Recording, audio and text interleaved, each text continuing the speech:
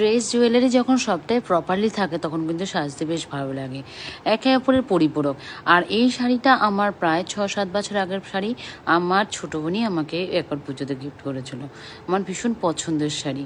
আর যখনই দেখি, হ্যাঁ, বারবার পরা হয় না, এটা ঠিক কথা, তাহলে একটা শাড়ি বারবার পরা হয়ে থাকে, কিন্তু আমি এটাকে ভীষণভাবে পরি। অনেকেই দেখেছো অনেক বছর আগে, মানে 3-4 বছর আগে পরেছিলাম, আবার এটাকে পরলাম। কারণ পরপর দিলে সব একঘেয়েমিটা চলে আসে।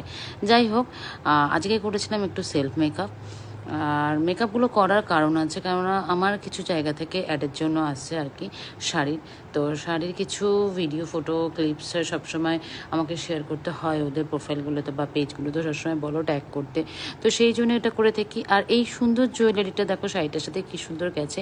এই জুয়েলারিটা নিয়েছিলাম এই রঙ্গোলি শপ থেকে। রঙ্গোলি শপ কিন্তু সোদপুর HB টাউন 1 নম্বর রাস্তাতেই আছে। এটাও প্রায় 1 বছর আগে নেওয়া, কিন্তু ভীষণ সুন্দর একটা সেট। আর এই যে হচ্ছে আমার